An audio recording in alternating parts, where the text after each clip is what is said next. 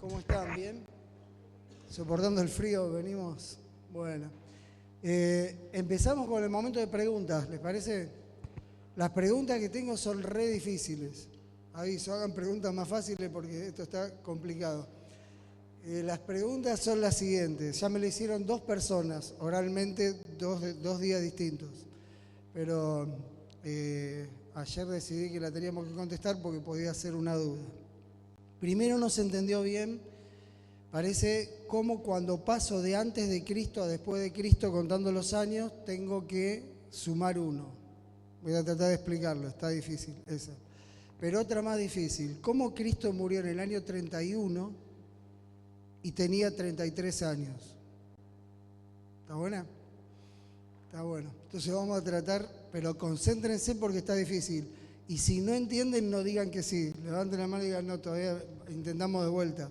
Y a ver si alguien me ayuda a explicarlo mejor.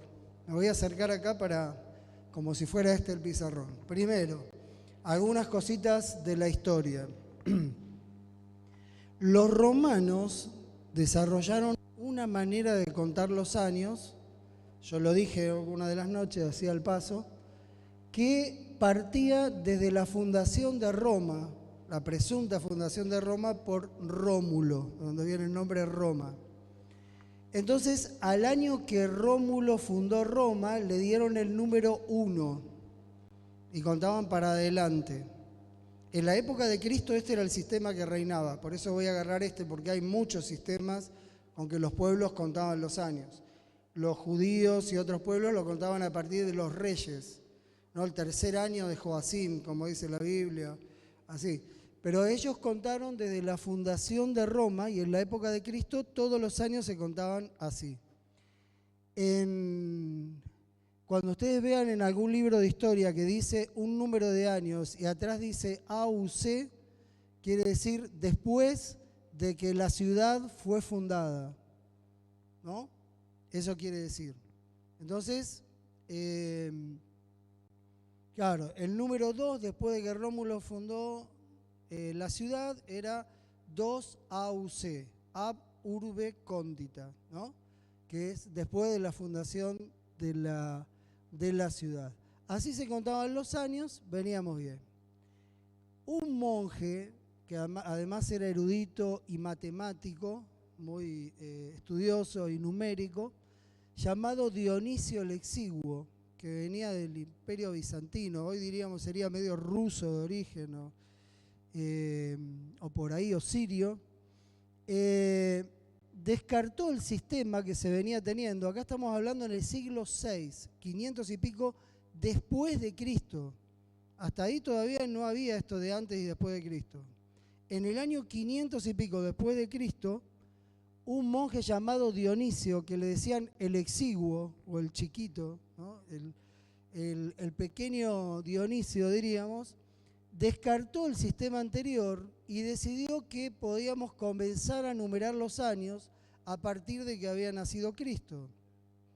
Entonces él estudió, se metió en la historia, calculó y dijo, Cristo tiene que haber nacido, o nació, según sus cálculos, en el año 753 después de la fundación de Roma.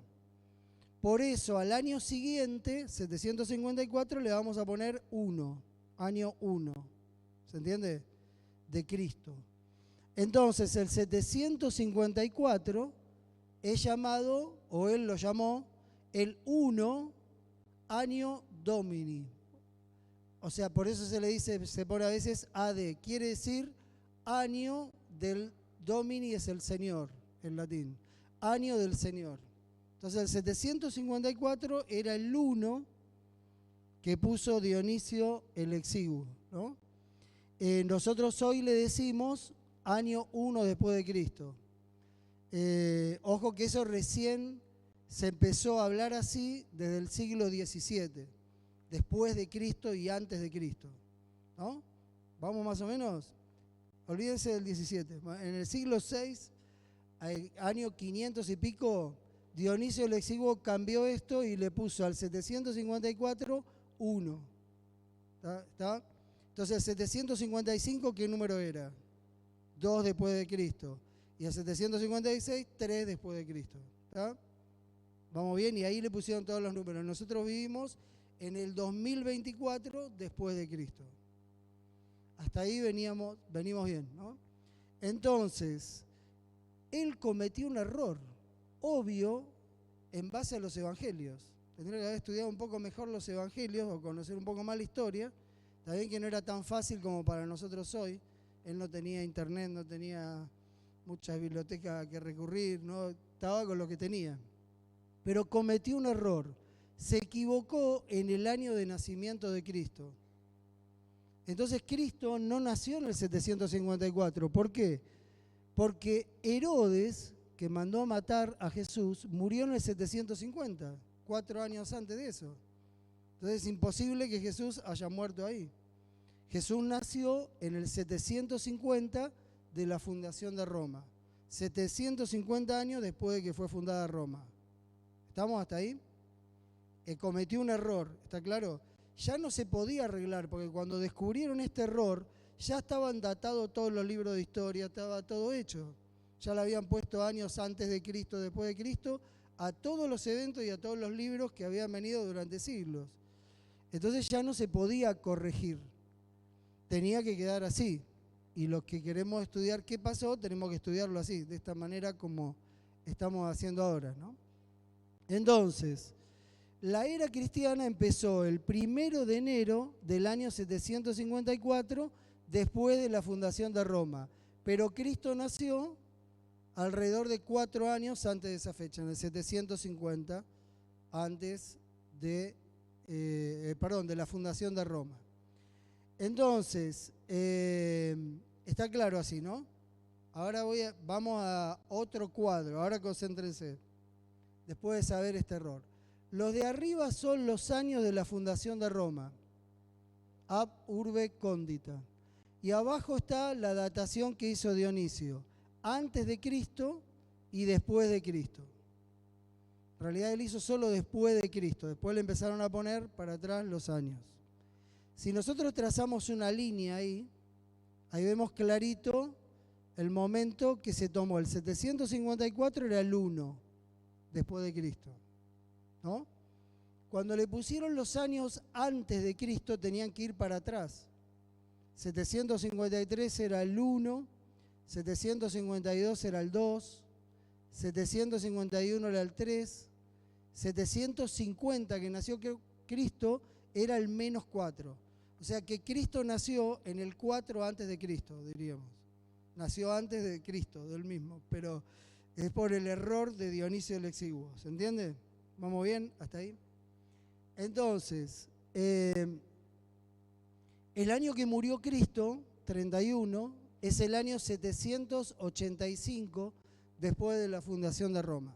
Eso es como un dato nada más, no interesa. Ahora, ¿cómo es que Cristo nació 4 años antes y en el año 31 tenía 33 años? No me cierra por ningún lado, porque ¿cómo es? Hace 4 años antes, si uno le suma el 35 sería ya mucho más adelante, ¿no? Si al 4 le sumamos el 31 sería 35, tendría que haber muerto en el 35. Y ¿cómo es que él tenía 33 años en el año 31? Esa es la pregunta del $1.000.000. Ahora, entonces, voy a poner otra tabla paralela a esta. Esta es la edad de Jesús. Cuando él nació tenía 0 años. ¿Están de acuerdo conmigo? Tenía meses. En el año 751, que es el -3, cumplió 1 año.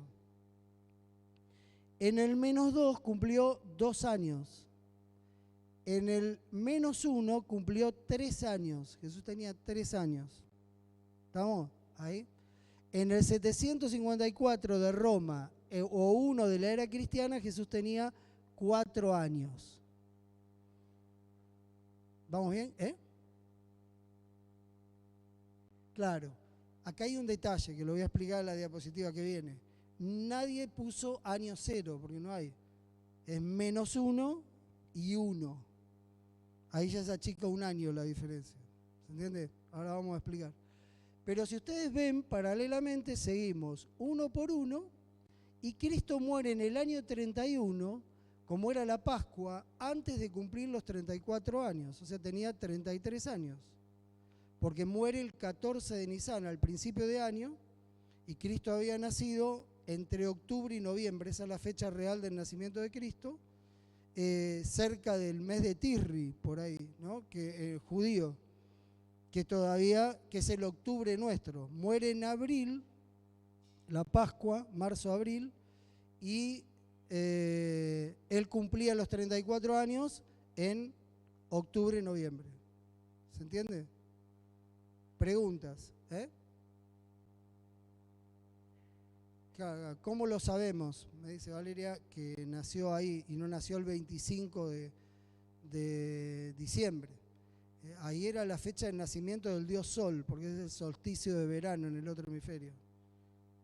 Eso fue puesto una fecha pagana cuando el cristianismo se mezcló con el paganismo. Le pusieron fechas, como el nacimiento de Cristo no tenía un día fijo, le inventaron el día del nacimiento del dios Sol, o de Baal, o de todos los que representaban al dios Sol, y le pusieron esa fecha. Pero esa fecha no es. Nosotros aprovechamos para hablar de Cristo, ya que la gente está un poco más sensible en esa fecha. Pero todos sabemos que no nació ahí. Ese era un periodo de altas lluvias en Israel, cuando los pastores no están en el campo como estaban cuando recibieron a los ángeles. Tienen todo su rebaño bajo techo y ellos salen un rato en el día y vuelven y no están así, ¿no? Periodo de alta lluvia, no podía haber nacido nunca en diciembre, nunca Jesús. El periodo de bajas lluvias es el que les estoy diciendo, entre octubre y noviembre. ¿Cómo sabemos que podría ser así? La Biblia dice que nació 6 meses después de Juan el Bautista. Y según la tradición histórica, porque no hay registros, pero hay registros hechos en base a la tradición histórica, Juan el Bautista puede haber nacido en abril. Entonces nos da justo octubre, si le sumamos 6 meses, ¿no? Por eso esas son las fechas aproximadas. Nunca quiso Jesús o Dios, porque no interesaba tal vez esa fecha, que quedase esa fecha para que nadie le idolatre, como se podía llegar a hacer, ¿no? Entonces esa fecha no quedó. Sí la de la muerte, que estaba anticipada a la hora del sacrificio de la tarde, hora novena, el 14 de Nisan, según la Pascua, del año 31, según Daniel. Qué tiempo santo, decíamos con Valeria, hoy cantábamos su sacrosanta historia, cantábamos recién. Esta es la sacrosanta historia de Jesús cuando estuvo en la tierra con nosotros, ¿no? Entonces, esto se entendió años contados desde la fundación de Roma. En la época de Cristo él hubiera muerto en el 785 y hubiera nacido en el 750. Dionisio el Exiguo se equivocó y puso esta fecha. Por eso Cristo tiene 33 años en el año 31, antes de cumplir los 34. Voy a uno más. Cada vez que yo paso de antes de Cristo a después de Cristo, como no hay año cero, yo le tengo que sumar un año. Fíjense, a ver si... bueno, ahí está el nacimiento, lo ven, ahí un pesebre, y ahí está la muerte de él. Bueno, ahí se me pasó al otro. Fíjense esto. Acá hay profes de matemática, el que me introdujo un profe de matemática. Llévame a sacar la cuenta, Luis. Sí, pregunta.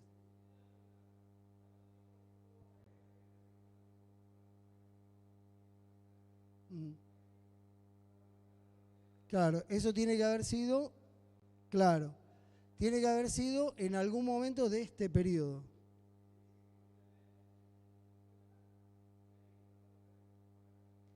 En el 750 nace, claro, tiene que ser después del 750 y antes, bueno, no sé si antes, pero de ahí en adelante. Acuérdense que Herodes mandó a matar a los chicos menores de 2, porque el viaje de los sabios del Oriente tardó tiempo.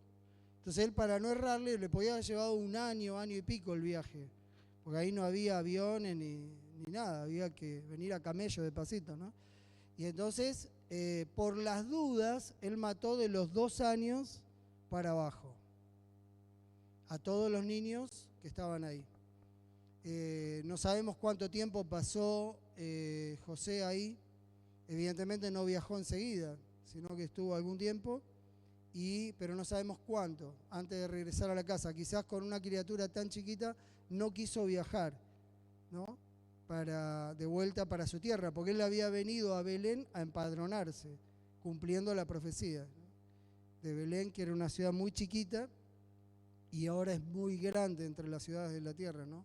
Por haber nacido ahí nuestro Salvador. En algún periodo de estos estuvo en Egipto. Cuando se enteró que había muerto, Herodes murió en el 750, pero cuando ellos se enteraron, ahí no había noticias, no había internet, no había radio, no había nada. Cuando le llegó a Egipto, que ni hablaba de Israel, pero cuando llegó alguien que le llevó la noticia, no sabemos cuántos años pueden haber pasado, cuánto tiempo, ¿no? Entonces, como estaba profetizado fue a Egipto, porque también estaba profetizado que esa tierra iba a haber esa gloria sin darse cuenta, ¿no? Entonces no sabemos cuándo exactamente volvió, pero después de la muerte de Herodes. No puede haber vuelto antes del 751 de Roma o el 3 antes de Cristo. Ese. Ahora vamos a la prueba matemática. Luis, ayúdame. Estos son los números, olvídense. Bueno, vamos con la de arriba, ¿no? Si yo digo menos 2 más 4, ¿cuántos años me da? ¿Cuántos números me da? ¿Sí? Menos 2 más 4 me da 2. Perfecto. Ahí Gerardo la tiene clara en matemáticas, muy enseguida. Me mandó el 2. Da 2, porque yo tengo 1, 2, 3, 4. Pero en los años, yo no tengo el año 0. Entonces yo estoy en el menos 2 y digo, le quiero sumar 4 años, no me va a dar 2. ¿Cuánto me va a dar? 1, 2, 3, 4. Me va a dar 3. Porque no hay año 0, entonces me doy una casilla más adelante. Entonces cuando a vos la profecía de los 2300 días te dé 1843, como vos pasaste antes de Cristo a después de Cristo, le tenés que sumar 1 para que te dé 1844. Porque no hubo año 0. ¿Se entiende? 2300 tardes y mañanas, menos 490, ¿cuánto era? Las 70 semanas. Si vos a los 2300 años le cortás las 70 semanas de años, 490, ¿cuánto da? 2300 menos 490, ¿cuánto da? 1843. En números. Pero como estos son años y pasaron de antes de Cristo a después de Cristo y no hay 0, te da 1844. Digo para que no nos pongan en un aprieto cuando calculamos números, ¿no? De profecías. ¿Se entiende? ¿O hay más preguntas? Si hay más y alguno nos anima a hacerla, después me la dice afuera o la anotamos. Acuérdense de estos otros cuadros, de este, por ejemplo, que marca la edad de Cristo, el nacimiento, cuando tenía 0 años, y la muerte a los 33 años. Si tenemos claro eso, y vamos haciendo los cuadritos en una hoja cuadriculada, después calcúlenlo ustedes y hagan. Teniendo en cuenta este hito, 754 fue el 1 para nosotros, aunque estaba equivocado, pero este es el 1. Entonces cuenten para atrás y para adelante. Y ahí uno le va poniendo la edad a Cristo. ¿Estamos? Si alguno lo quiere tener más nítido, traiga un pendrive y le pedimos a los chicos de atrás que le copie esta o todas las presentaciones y tienen el cuadrito ahí ya. Y lo pueden ver mejor o lo pueden enseñar en algún momento cuando ya uno lo domine un poco, ¿no? Y lo repase un poquito. Vamos para adelante. Vamos al tema de hoy entonces. A prueba de fuego. De paso hay una película muy buena, A prueba de fuego, cristiana, que está buena. Le pusieron lo mismo, A prueba de fuego. El capítulo 3 es importantísimo de Daniel porque es sorprendente la manera es evidente la manera como los reyes quieren atacar al pueblo de Dios, las cabezas mundiales. Ahora va a haber un intento de eliminar casi por completo al remanente. El remanente eran 4 jóvenes que quedaron fieles nada más en Babilonia. Uno estaba de viaje, seguramente por temas de negocios del imperio, y estaba fuera del lugar, porque si no, más tratándose de Daniel, era el primero que no se hubiera arrodillado. Buena prueba para los amigos, porque hasta ahí el que tomaba la iniciativa era Daniel, ¿no? Pero ahora quedan los 3 amigos, también funcionarios de Estado, frente a una prueba atroz, ¿no? Y ahora Dios le va a mostrar a los reyes de la tierra, esto está en la parte aramea en la que Dios le habla a los reyes, cómo aunque ellos intenten destruir al remanente, Él los va a proteger. ¿Cómo los protege, ¿no? Y bueno, la historia empieza así. Por algún tiempo después de lo de la estatua, Nabucodonosor quedó impresionado. No había otra manera, no podía ocurrir de otra manera. Pero como nos pasa a nosotros, a veces estamos impresionados con las cosas, ¿no? Qué impresión me dio esto, qué grande Dios, pero cuando pasa el tiempo nos vamos como olvidando de lo que Dios hizo, ¿no? Y nos mostró. Entonces ya pasado el tiempo, se le había pasado el miedo, ya los sueños no lo habían invadido más, solamente ese día de la visión. Y entonces, un tiempo después, se acordó de la estatua y pensó, ¿no? Yo quiero consolidar mi reino. En esa estatua decía que después de mí venía otro reino de otro metal. Yo no quiero que eso ocurra. No va a ocurrir porque yo no veo ninguno alrededor mío que nos pueda hacer sombra, ¿no? No había nadie en ese momento que le hiciera sombra al reino babilónico. Y entonces, para consolidar y fortalecer su reino, hizo construir una imagen, en hebreo tselem, lo que usan para imagen y semejanza, acá lo usa para una estatua, ¿no? Algo semejante y una imagen a lo que él había visto, pero le encargó a los constructores, que le debe haber llevado mucho tiempo hacerlo, que la hicieran toda de oro, toda, de la cabeza hasta los pies, como diciendo, este reino mundial, acá me planté y de acá no me saca nadie, ¿no? Acá voy a estar para siempre. El Dios de los hebreos le habrá llenado la cabeza quizás los consejeros, ¿no? Diciendo, ¿cómo ese Dios hebreo vos creés que es tan poderoso si te dijo todas estas cosas? Si él dejó que su pueblo, o sea, no pudo luchar contra nuestros dioses, ¿no? Nuestro pueblo prevaleció arriba de ellos. Ellos no sabían que Dios permitió que su pueblo, como fruto de su rebelión, cayera, o que quería que el conocimiento de Dios se distribuyera por Babilonia. Ellos leyeron mal. Qué problema cuando vos lees mal, ¿no? En los deportes se dice a veces que los entrenadores leyeron mal el partido. No se dieron cuenta cómo venía la cosa, cómo era el rival, lo que estaba pasando. Y a veces nosotros leemos mal lo que pasa, la historia, lo que está alrededor nuestro. Entonces, el rey leyó mal. Y después de la visión, él volvió a ser idólatra, volvió a adorar a sus imágenes, a sus dioses, a Nabú, el dios principal de su familia, y a todos los dioses de Babilonia. Vamos a la pregunta número 1. ¿Qué mandó hacer el rey entonces en una llanura que se llamaba Dura? La llanura de Dura, ese es el nombre del lugar. Una planicie terrible de muchos kilómetros, y ahí él mandó hacer algo. Daniel 3, capítulo 1.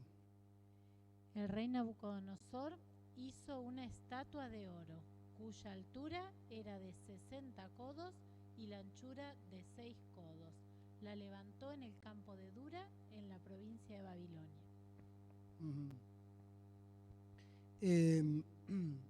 La estatua tenía, usando el sistema sexagesimal, muy bueno el sistema sexagesimal que habían inventado los babilonios, porque eran buenos observadores de lo que pasaba alrededor. No se basaba en el 10 decimal como el nuestro, se basaba en 6, ciclos de 6. Ya dije que por eso la hora tiene 60 segundos. El 6 estaba relacionado, daba justo con los ciclos del 12, los ciclos que la luna va alrededor, como satélite de la Tierra. De ahí vinieron los 12 meses.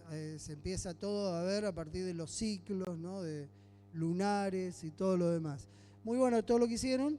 Entonces él, supongo que por eso, determinó que la estatua tuviera 6 codos. El codo tiene aproximadamente 45 centímetros, un poco más, un poco menos, y por 60.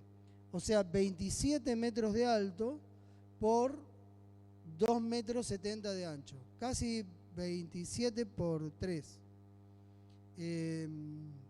No sé qué dice el apunte, si había un error en el apunte. ¿Dice la medida de la estatua? 29, ¿no? 39, bueno. Es 27. A ver si digo bien. Sí, 6 por 5, casi 30, un poco menos, 27. Corríjanlo al apunte. Ahí. Quizás tenía... Algunos dicen que no puede haber tenido esto porque la figura humana no sigue esa proporción que sigue 6 por 60. Pero quizás tenía alguna base, como tenían todas las estatuas de antes, bien alta. Hay estatuas que tenían hasta la mitad de la base de lo que era la estatua total y completaban. Pero era una figura de un hombre, de una imagen de un rey, de una persona humana, ¿no? Con base o como sea, y estaba así.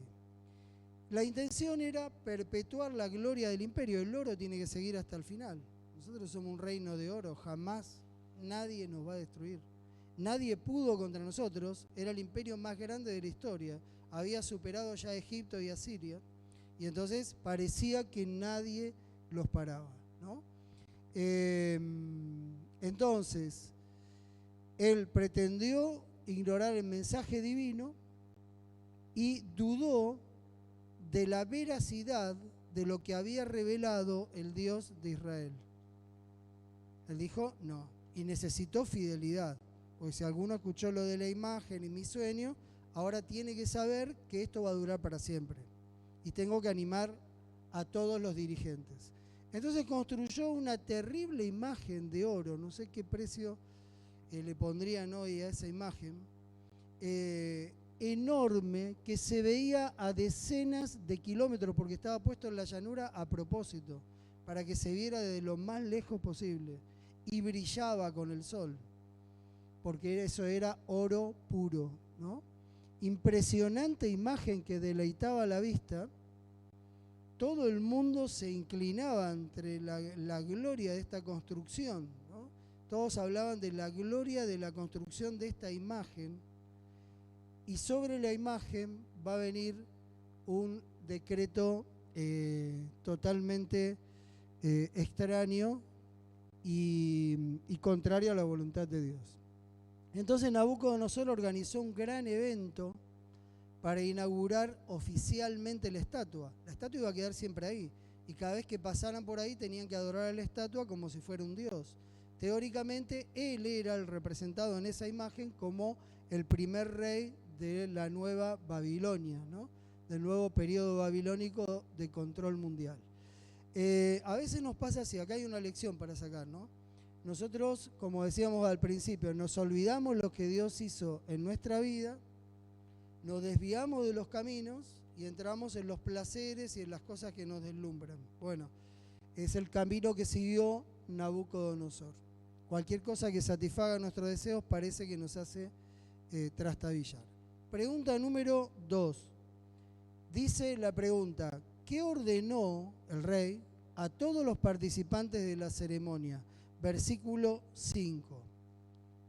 Que al oír el son de la bocina, la flauta, la cítara, el arpa, el salterio, la zampoña y todo instrumento de música, os postréis y adoréis la estatua de oro que el rey Nabucodonosor ha levantado. Buenísimo. Entonces, cuando suene la orquesta, todo el mundo ordena al rey, esto es un decreto del rey, que todos se arrodillen, prosquineo, sería en griego, adelante de la estatua de Nabucodonosor. Entonces todos le hagan reverencia y lo reconozcan como un dios a este rey, de la nación suprema. Él creía ser un hijo de los dioses, ¿no? Y actuaba como un dios y tenía poder de Dios, porque la monarquía es un invento del paganismo. Monarquía quiere decir mono, uno, y kratos, poder. Todo el poder en las manos de uno. El poder de hacer leyes, legislativo, en la mano del rey. El poder de juzgar, judicial, en las manos del rey. Y el poder ejecutivo, de ejecutar la pena, en las manos del rey. Entonces esto era una monarquía. Israel nunca había tenido monarquías. Israel tenía una teocracia. Dios en el poder. Teo, Dios, kratos, poder. Nosotros no tenemos ninguna de las dos cosas. Tenemos una democracia. Demos, pueblo, kratos, poder. El poder está en el pueblo. En Israel el poder estaba en Dios. En nosotros como pueblo de Dios está en Dios, ¿no? Entonces, este era un sistema de gobierno que venía del paganismo. Lo había creado el fundador de Babel, Nimrod. Creó la primera monarquía, por eso es el rey, como dijimos la otra vez, más antiguo que la historia conoce, Nimrod. Testificado en varios museos del mundo, ¿no? Afuera de lo que es religioso. Nimrod es el rey más antiguo conocido en la historia. Nimrod es un sobrenombre, significa el rebelde. ¿Rebelde contra quién? Contra Dios. Creador de la monarquía, creador de las ciudades y creador del paganismo, que era la única religión opuesta al pueblo de Dios, organizada a partir de Nimrod. Entonces ese hombre fue clave en la historia. De paso hizo la torre de Babel en una llanura y la torre se veía de lejos. Parece algo muy parecido a lo de esta estatua, ¿no? Lo que él hizo en otra llanura, ¿no? Y bueno, así fue que el rey entonces ordenó. De paso, cuando Israel quiso, copiándose de los pueblos cercanos, quiso poner una monarquía, Samuel, ¿cómo se sintió? Re mal. Se sintió mal, fue delante de Dios, totalmente despreciado. Él dirigía como profeta en el nombre de Dios la teocracia, ¿no? Y Dios se manifestaba. Pero entonces Dios le dijo, hacelo, ponele un rey. Porque no te despreciaron a vos, me despreciaron a mí y al sistema de gobierno que Dios les había dado. Y toda la desgracia de Israel viene cuando ponen a Saúl como rey.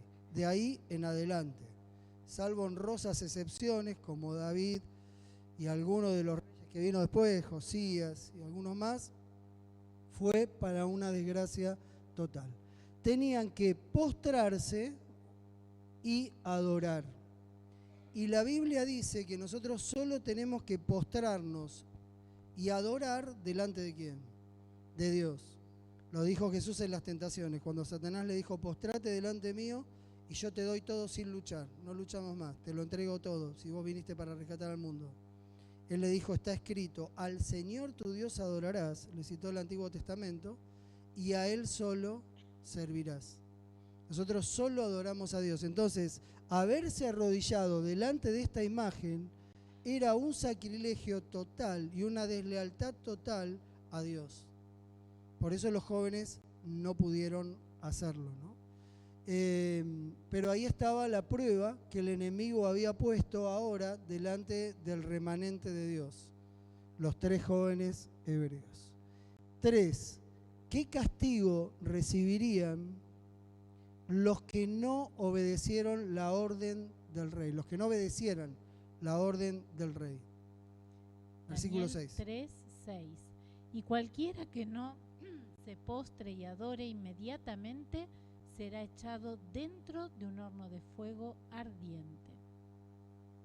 Cualquiera que no adore va a ser echado en el horno de fuego ardiendo, o sea, pena de muerte. Hay un decreto, adorar a la imagen, y el que no la adora es muerto, recibe pena de muerte.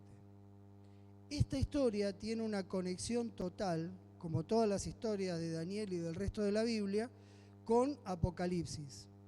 ¿Saben por qué el mundo cristiano en general no puede interpretar profecías de Daniel y Apocalipsis? porque descarta el Antiguo Testamento. Entonces todo lo que aparece en Apocalipsis no lo entiende. Por ejemplo, aparece el Armagedón en Apocalipsis. ¿Cómo lo vas a entender? Porque uno dice, Armagedón, ¿qué será la batalla del Armagedón? Y empiezan a inventar cosas, a inventar guerras mundiales y cosas. Pero si vos vas al Antiguo Testamento y decís, ¿qué quiere decir Armagedón? Ar quiere decir monte. Magedón es una región, Meguido, que es una llanura. Dice, pero Meguido es una llanura. Pero donde empieza Meguido hay unos montes, un monte clave para la historia de Israel, que es el Monte Carmelo. ¿Qué pasó en el Monte Carmelo? Las fuerzas de Dios, el profeta de Dios, ¿no? Elías, en desventaja, uno solo, luchó la batalla del monte de Meguido, del Armagedón, contra 850 profetas de Baal y de Astarté, su esposa, la esposa de Baal, el dios Sol y la diosa Luna. Luchó solo y venció. Y con la espada, la palabra de Dios, le cortó la cabeza a todos los profetas de Baal, ¿no? Entonces, vos para entender el Armagedón tenés que ir a la historia de Elías y los profetas de Baal, porque eso es el Armagedón. Para entender el infierno, pues estoy poniendo ejemplos, ¿no? Para llegar a este. Ya ustedes me van a decir cuál es esta historia, con qué se relaciona en el Apocalipsis. Pero vos vas a hablar del infierno. ¿Qué quiere decir infierno? En latín, ¿no? Vos vas al original griego, Gehenna, en lugar de infierno. Gehenna es la traducción. ¿Qué quiere decir Gehenna? Ge es valle y Enna es un apellido famoso en el Antiguo Testamento que es Hinnom. Es el valle de Hinnom. ¿Qué era el valle de Hinnom? Un valle que estaba a la salida de Jerusalén, comparado por Hinnom. También le dice el Antiguo Testamento el valle de los hijos de Hinnom, también le dice, porque después quedó para los hijos, el lote, ¿no? El pedazo grande de tierra. Entonces, en ese momento, cuando Israel se alejó de Dios y cuando adoraron a Moloc, por ejemplo, los reyes de Israel hicieron pasar sus hijos por fuego. Sacrificaron bebés en las manos incandescentes de la estatua de Moloc para calmar a los dioses. No lo hizo solo un rey. Estoy pensando, por ejemplo, en Manasés, que pasó sus hijos por fuego. ¿Hasta dónde llega el perdón de Dios? Que vamos a poder hablar eso con Manasés en la resurrección, porque Manasés se arrepintió y volvió al Señor, habiendo puesto un bebé suyo en las manos de Moloc. Nuestro Dios, de su perdón y su misericordia son increíbles. Pero en la época de la rebelión de Israel, que se había ido tras Baal y tras todos estos dioses, entonces el pueblo y los reyes pasaron los hijos por fuego. ¿En dónde lo hicieron? En el valle de Hinnom. Entonces llegaron los reyes reformadores, como Josías, cuando volvieron a Dios, y dijeron, qué increíble sacrilegio que hicimos, qué pecado grave de pasar a nuestros hijos del pueblo de Dios por fuego. Este lugar, el Valle de Hinnom, es un lugar maldito. Yo determino que nadie lo habite y que sea el basurero de Jerusalén. Entonces se juntaba la basura en Jerusalén, en carros, se llevaba al Valle de Hinnom y se la quemaba. Y siempre se mantenía ese basurero, que era la quema, diríamos, del lugar, ¿no? Donde se quemaba toda la basura. Entonces Dios lo toma como un símbolo para decir que después del milenio, afuera de la Nueva Jerusalén, Dios va a quemar el pecado en el infierno, en el Valle de Hinnom. Y todo el que se aferre del pecado va a estar del lado de afuera de la ciudad y va a ser exterminado junto con el pecado, porque esto tiene que cambiar, no podemos vivir para siempre así. Entonces el infierno es el acto de Dios, del fuego del cielo que cae después del milenio para purificar la tierra. Cae sobre la basura del pecado. Entonces nosotros tenemos que desprendernos del pecado, no podemos vivir aferrados al pecado, porque el pecado se quema ante el fuego de Dios. Es como combustible, ¿no? Y va a prender fuego. Entonces, eso es el infierno. Pero si yo no estudié qué era el Valle de Hinnom, porque a mi Biblia le saqué todo el Antiguo Testamento, o tengo solo un Nuevo Testamento para estudiar, jamás voy a entender esa parte de Apocalipsis. Y ahora díganme ustedes, podríamos seguir poniendo ejemplos, muchísimos, ¿no? Pero díganme ustedes, ¿con qué historia se relaciona esta imagen de Nabucodonosor? ¿Y con qué capítulo de Apocalipsis? ¿Dónde hay algo que tengamos que entender que implica una imagen en Apocalipsis? ¿Se les ocurre? Apocalipsis 13, perfecto. Donde aparece, ¿qué cosa? La imagen de la bestia. Entonces yo tengo que ir ahí. ¿Qué es la imagen de la bestia en Apocalipsis 13? De paso, busquémoslo. Apocalipsis 13, 11 al 18. A ver si lo podemos leer. Apocalipsis 13, del 11 al 18. A esta imagen la construye la segunda bestia de Apocalipsis 13. Hoy no nos vamos a meter en eso porque se nos va a ir muy largo el tema, pero tocamos nada más para que se vea la relación de esta historia con lo que viene. Después vi otra bestia que subía de la tierra. Tenía 2 cuernos semejantes a los de un cordero, pero hablaba como un dragón. Ejerce toda la autoridad de la primera bestia en presencia de ella y hace que la tierra y sus habitantes adoren a la primera bestia, cuya herida mortal fue sanada. También hace grandes señales, de tal manera que incluso hace descender fuego del cielo a la tierra delante de los hombres. Engaña a los habitantes de la tierra con las señales que se le ha permitido hacer en presencia de la primera bestia, diciendo a los habitantes de la tierra que le hagan una imagen a la bestia, que fue herida de espada y revivió. Se le permitió infundir aliento a la imagen de la bestia para que la imagen hablara e hiciera matar a todo el que no la adorara. Y hacía que todos, pequeños y grandes, ricos y pobres, libres y esclavos, se le pusiera una marca en la mano derecha o en la frente, y que ninguno pudiera comprar ni vender, sino el que tuviera la marca o el nombre de la bestia o el número de su nombre. El rey, en el caso de Babilonia, que tenía el poder político, usó su poder político para sacar una ley que tenía implicancias religiosas, como adorar. Como ahora los poderes están separados y son 2 bestias que se van a unir para formar de vuelta esa unidad, la segunda bestia es la que aparece para sacar el decreto que lleve a la gente a adorar a la primera bestia que parecía muerta pero vivió después de haber recibido la herida mortal, ¿no?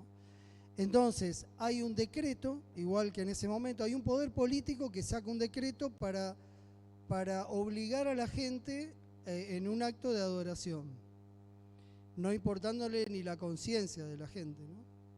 Entonces, después hay una pena de muerte, porque está bien, vos no cumpliste esa ley de adorar. Ahora voy a hacer sonar de vuelta la bocina y la orquesta para que tengan otra oportunidad, ¿no?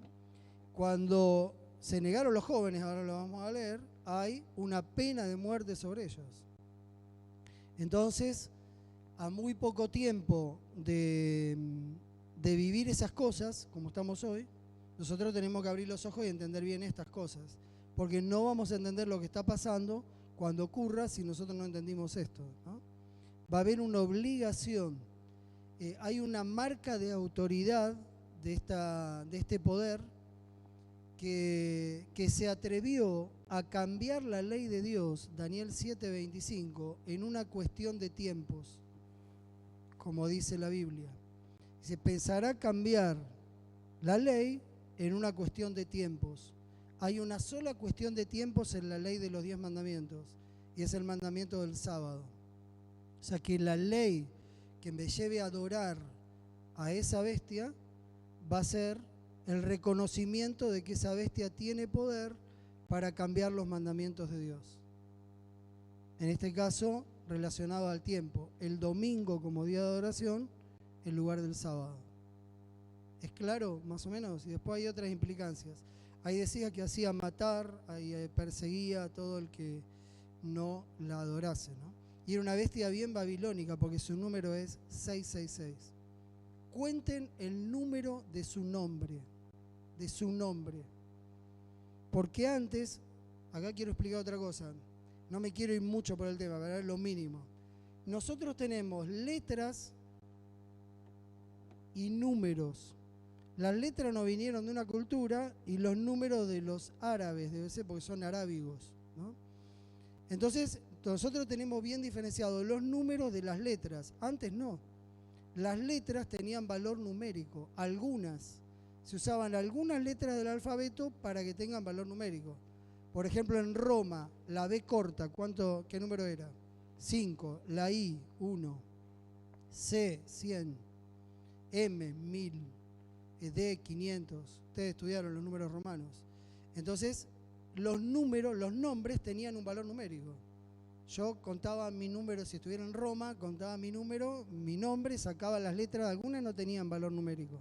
Sumaba las que tenían valor numérico y mi nombre tenía un valor numérico, ¿no? Entonces, ese valor numérico, dice, el que tiene inteligencia, cuéntelo, porque un hombre lo puede hacer.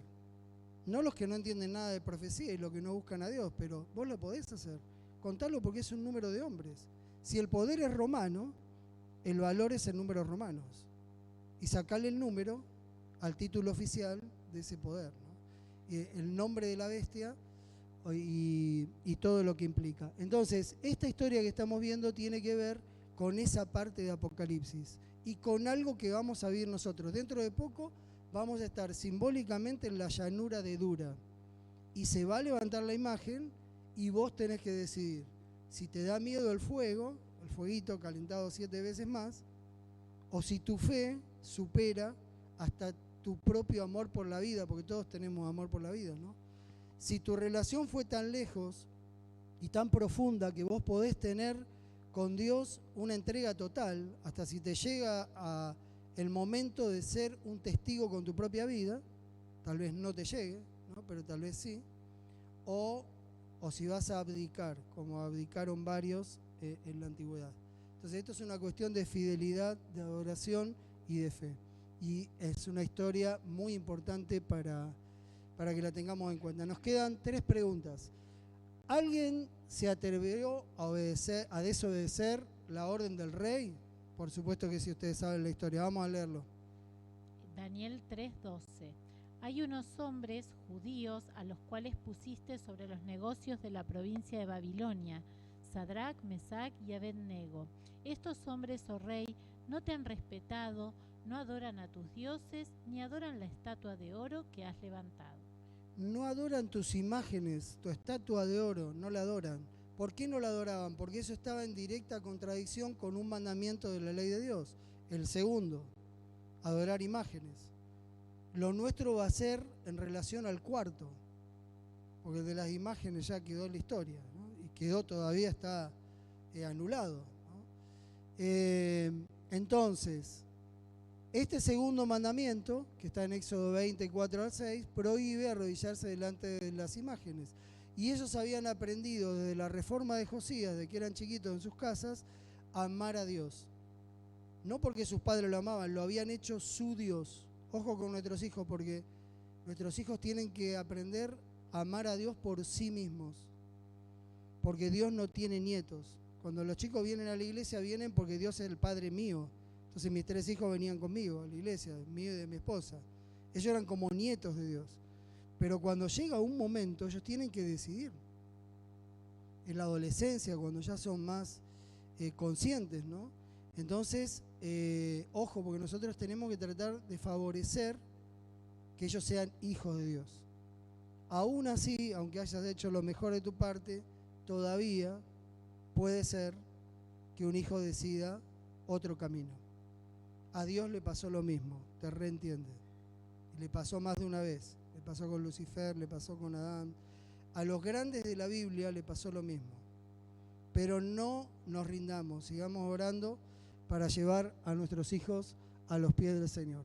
Ellos habían aprendido, lo habían aceptado como Dios, habían hecho pacto con Dios y ahora no se arrodillaron. La decisión estaba tomada antes de que salga el decreto, antes de que ellos caminaran hacia la llanura de Dura. ya habían decidido, igual que con la comida, ahora con esta otro tipo de adoración, que era inclinarse, no desobedecer al Señor. Los ídolos babilónicos no servían para nada, como no sirve ninguna estatua hecha de madera, ni de yeso, ni de metal, ni de lo que ustedes quieran hacerlo, ¿no? Después lean, porque son muchos versículos de Isaías 44, 10 al 20, que dice, ¿quién fabrica un Dios? ¿Cómo un Dios se puede fabricar? Porque los paganos fabrican dioses, ¿no? Una imagen que para nada es de provecho. Si es de madera, después termina con el tiempo, si alguien la descarta en algún fuego, ¿no? Esos son tus dioses, son amuletos, son supersticiones lo que vos tenés o es fe, ¿no? Ese es el cuestionamiento. Y ahí tuvieron que decidir cuál era su actitud. Entonces, ¿qué actitud asumieron en esta oportunidad? 16 al 18. Sadrac, Mesac y Abednego respondieron al rey Nabucodonosor diciendo: no es necesario que te respondamos sobre este asunto. Nuestro Dios, a quien servimos, puede librarnos del horno de fuego ardiente, y de tus manos, rey, nos librará.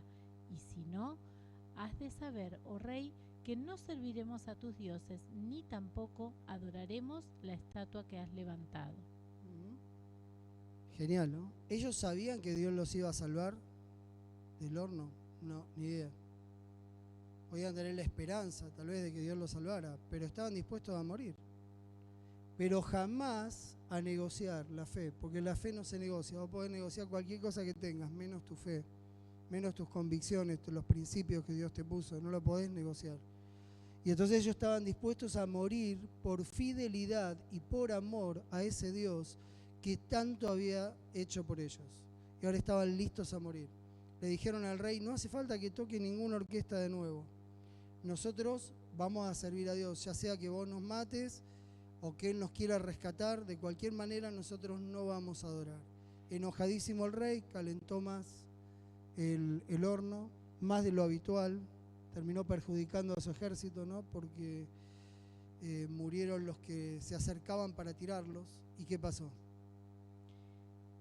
A partir del versículo 19. Entonces Nabucodonosor se llenó de ira, cambió el aspecto de su rostro contra Sadrac, Mesac y Abednego, y ordenó que el horno se calentara 7 veces más de lo acostumbrado, y ordenó a hombres muy vigorosos que tenían su ejército que ataran a Sadrac, Mesac y Abednego para echarlos en el horno de fuego ardiente.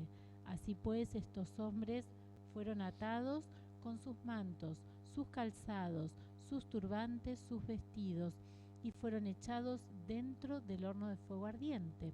Y como la orden del rey era apremiante, y habían calentado mucho el horno, la llama del fuego mató a aquellos que habían alzado a Sadrac, Mesac y Abednego. Estos 3 hombres, Sadrac, Mesac y Abednego, cayeron atados dentro del horno de fuego ardiente. Terrible, ¿no? Terrible situación. No sé quién estaba más calentito, si el horno o el rey. Dice que le cambió hasta la cara, no podía esperar, gritó ya, tuvieron que ir como estaban, calentados 7 veces más, levantarlos como sea, corriendo riesgo, murieron al llevar a los jóvenes y los tiraron adentro de ese horno. ¿Quién eran esos 3 pibitos para desafiar al rey de este mundo, al rey de Babilonia, ¿no? Al máximo exponente? Y dejar evidente que ellos se negaban a adorar delante de todos los príncipes, no de los que estaban en Babilonia, los que él hizo viajar de todas partes para que en un acto de honor y fidelidad al rey se inclinaran delante de la estatua. Acá había 2 fidelidades, porque nosotros honramos y obedecemos a las autoridades, pero en este caso es el único caso, como dice la Biblia, ¿no? Que cuando se contradicen los principios que te pide la ley con los principios de Dios, vos estás totalmente libre delante del cielo y hasta obligado por el cielo a desobedecer. Nosotros no desobedecemos nunca, salvo cuando implique un principio que tenga que ver con algo religioso, y más si es un principio de la ley de Dios, como adorar una estatua o no, segundo mandamiento. Y entonces los jóvenes sabían lo que tenían que hacer. El rey enojado situación incómoda para el rey, ¿no? Porque lo desautorizaban delante de todos. Toda la multitud arrodillada y los chicos no, los hebreos no. Enseguida nunca falta alguien que los mandara al frente, ¿no? Porque alguien le dijo, el rey no podía ver entre toda esa multitud de donde estaba lo que había pasado, pero alguien aprovechó, celoso de ellos seguro, algún otro funcionario a la par de ellos y lo denunció. Y no quisiera pensar que eran los mismos chicos hebreos que ya habían, parece entonces, varios de ellos caídos de la fe, ¿no? Y estuvieran mal por eso. Entonces, última pregunta, ¿cómo fue recompensada la fidelidad de esos jóvenes? Versículo 24 hasta el 27. Dice así: entonces el rey Nabucodonosor se espantó, se levantó apresuradamente y dijo a los del consejo: ¿no echaron a 3 hombres atados dentro del fuego? Ellos respondieron al rey: es verdad, oh rey. Y él dijo: sin embargo, yo veo 4 hombres sueltos que se pasean en medio del fuego sin sufrir ningún daño, y el aspecto del cuarto es semejante a un hijo de los dioses. Entonces Nabucodonosor se acercó a la puerta del horno de fuego ardiente y dijo: Sadrac, Mesac y Abednego, siervos del Dios Altísimo, salid y venid. Sadrac, Mesac y Abednego salieron de medio del fuego, y se juntaron los sátrapas, los gobernadores, los capitanes, los consejeros del rey, para mirar a estos hombres cómo el fuego no había tenido poder alguno sobre sus cuerpos, ni aun el cabello de sus cabezas se había quemado, sus ropas intactas, ni siquiera olor a fuego tenían. Dios siempre respeta las leyes del combate, que son las reglas naturales de lo que ocurre en la tierra. Si a vos te meten en el fuego, lo natural es que te quemes. Pero esta vez Dios intervino para que lo natural no ocurriera, sino que ocurriera lo sobrenatural. Pregunto, ¿por qué Dios a veces interviene y a veces no? Porque a ellos los iban a quemar y apareció Cristo mismo entre ellos y los salvó. Pero a los protestantes de la Edad Media los quemaban y murieron quemados. ¿Por qué los dejó quemar y a ellos no? ¿Por qué en una oportunidad sí y en otra no? ¿Qué les parece? Porque ellos eran fieles a Dios, igual que estos jóvenes, fieles de corazón, los reformadores. Es por el propósito que Dios tiene en cada situación. Él puede decidir terminar con lo natural para hacer algo distinto, por ejemplo, resucitar un muerto o salvar a los jóvenes, ¿no? Pero no resucita a todos los muertos fieles a Él, ni impide que sean quemados todos los fieles a Él de la tierra. ¿Por qué? Según el propósito de cada situación. Por eso es difícil para nosotros a veces entender a Dios, porque ¿quién subirá al pensamiento de Dios que sabe todas las cosas? En este momento había que dar un mensaje. ¿Cuál era? Vos, rey, que te creés poderoso y un hijo de los dioses, arriba de todos los dioses, tenés que saber que el Dios de los hebreos, del cual vos te burlaste, el que te reveló el sueño, es superior a vos y es rey de reyes. Eso tenía que aprender el orgulloso Nabucodonosor. Segundo golpe importante. El primero fue la revelación del sueño. Nadie lo podía hacer, un siervo de él sí. Y ahora el poder para salvarlos. ¿Por qué dejaba que se quemen los protestantes? Porque, por ejemplo, un día pasaba por la plaza de París Calvino, recalcitrante enemigo de los protestantes, ¿no? Discutía siempre con Ecolampadio, con su primo, y discutían sobre el protestantismo. Y él decía: algún día vos vas a terminar como todos. Está re riesgoso lo que haces. No te podés levantar contra la iglesia madre, ¿no? Y él le explicaba que las escrituras decían eso, ¿no? Y todo lo demás, no había manera. Y entonces, un día pasaba por la plaza de París y vio que la gente se amontonaba porque iban a quemar un protestante que había leído los libros de Lutero. Su delito era leer la Biblia, porque te quemaban por el delito de leer la Biblia. Y dijo: voy a ver cómo va a morir mi primo dentro de poco para poder explicarle lo que vi. A ver cómo esta rata se revuelca y trata de zafar de los guardias y todo. Se acercó para mirar, ¿no? ¿Y qué vio? Vio un hombre totalmente feliz. Después dice Lutero: yo no pudo dormir esa noche. Vio un hombre perdón, Lutero, dije, Calvino, gracias que me corrigen acá. Calvino, ¿qué vio? Vio un hombre sereno, lleno de gozo. Parecía que iba a la presencia del cielo. No se trató de zafar de ningún guardia, no dijo malas palabras, no se alteró, murió cantando, no podía dormir. Dice, no puede ser que este hereje tenga esa paz en el corazón que ni yo tengo, ¿no? Y entonces se decidió a leer los libros de Lutero y a tratar de leer la Biblia para ver si era verdad lo que su primo le decía. ¿Se entiende por qué Dios lo permitió? Porque el testimonio de él produjo conversiones. ¿Por qué no le permitió al rey? Porque quería la conversión del rey. Entonces le mostró quién era el que mandaba en las reglas de este mundo y de todo el universo, que hay un Dios arriba de todos los reyes. Entonces, puede ser que vos, en el momento final, en esta persecución que falta, había 3 persecuciones profetizadas: la de los primeros cristianos, la de los protestantes de la Edad Media y la del remanente en el tiempo del fin. Falta una, ¿no? Puede ser que a vos te toque dar testimonio con tu vida. Va a ser un honor si te toca, ¿no? Como para Job fue un honor ser un testigo delante del concilio celestial de que él iba a estar firme a pesar de las perplejidades. Pero puede ser también que Dios decida en otro contexto salvarte la vida. Sea que pase así, o sea que pase así, que tu fe no falte. O sea que vos puedas estar firme y aferrado del Señor, porque eso es lo que espera el Señor. Pero para llegar a ese momento así, hay que pasar por un proceso creciente de amistad con Dios.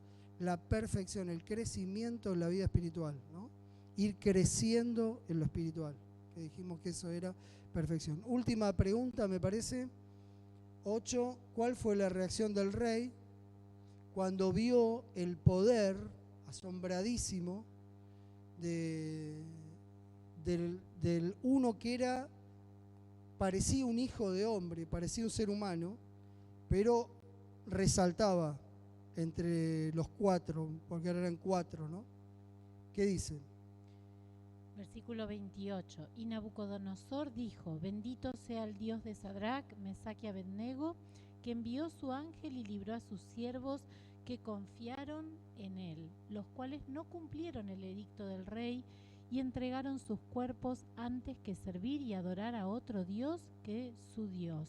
Por lo tanto, decreto que todo el pueblo, nación o lengua que diga blasfemia contra el Dios de Sadrac, Mesac y Abednego sea descuartizado y su casa convertida en estercolero, por cuanto no hay Dios que pueda librar como este.